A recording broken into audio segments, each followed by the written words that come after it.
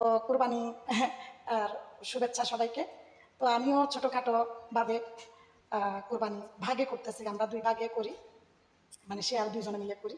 তো দোয়া করবেন সবার কুরবানি যেন আল্লাহ কবুল করে, সবাই যেন সঠিক নিয়মে কুরবানি করতে পারে। সবার জন্য আমার অন্তর থেকে দোয়া ভালোবাসা রইল। সবাইকে কুরবানির শুভেচ্ছা এন্ড দাওয়াত রইল। আল্লাহ হাফেজ। কুরবানি উপলক্ষে চাল শুকাইতে দিচ্ছি। চাল শুকাইতে দিয়ে এমন একটা অবস্থা, মানে এখন রোদ, এখন মেঘলা, এখন আকাশের অবস্থা একদম নার্ভাস হয়ে যাচ্ছে। তো চালগুলো এর মধ্যে একবার ঘরে ঢুকিয়ে ফেলছি, এখন আবারও দিলাম। দেখেন, তো এখন কিন্তু যেভাবে রোদ আছে, কড়া রোদ, এরকম কড়া রোদ থাকলে হয়তো ঘন্টা 2 ঘন্টা রাখলে আমার চাল শুকিয়ে যাবে। তো চালগুলোকে আমি ধুইছি ভালো করে, ভাসিয়ে ধুইছি, এখনো পর্যন্ত ঝাড়ি নাই, চালি নাই। শুকানোর পরে আমি ঝাড়বো, চালবো, কারণ হচ্ছে মানে বাঁচবো। শুকানো অবস্থায় ময়লা পড়তে পারে, পোকা পড়তে পারে, এই জন্য আমি চালগুলোকে আগে ভাগে মানে ঝাড়ি নেই, বাঁচি না। যাই হোক, তো এখন হচ্ছে যে রোদটা আছে বর্তমান, সেই রোদটা যদি থাকে, যেমন ধরেন যে আকাশের চারদিকের অবস্থা খুবই ভালো আছে এখন। তবে দেখেন আকাশে এখনো মনে হয় মেঘ খাটতেছে। তো এদিকে আমি পাখির জন্য যে খাবার রাখছি, দেখেন সবসময় পাখি এসে খাবারগুলো খায়। এর আগে আমি একটা ভিডিও করছিলাম, আমি চাল শুকাইতে দিয়েছিলাম যে, তো বৃষ্টি আসতে চাইছিল, তারপর ভিডিওটা হঠাৎ করে সেভ করলাম নাকি কেটে দিলাম বুঝতে পারলাম না, মানে সেভ করা হয়নি, ভিডিওটা ডিলিট হয়ে গেছে।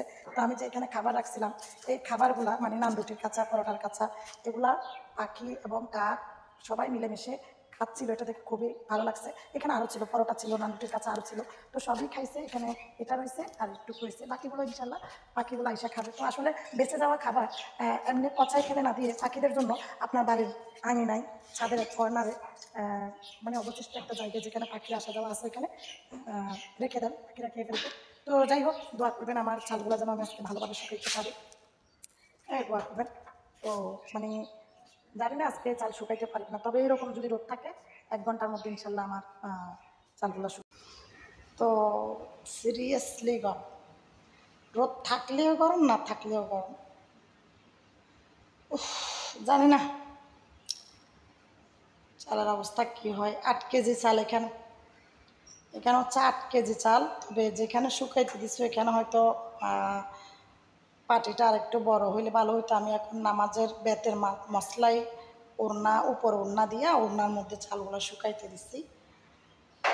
তো হয়তো বা আরেকটু বড় কিছুতে দিলে, পাতলা করে দিলে হয়তো আরও তাড়াতাড়ি শুকিয়ে যায়। তারপরেও এভাবে মনে হয় ঘন্টা 2 ঘন্টা রাখলে আমার চাল শুকিয়ে যাবে, কয়েকবার নাড়াচাড়া করে দিলে।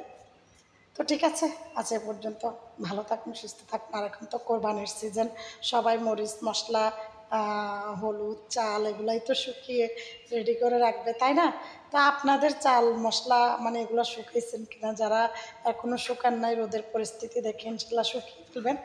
তো কুরবানি আর শুভেচ্ছা সবাইকে।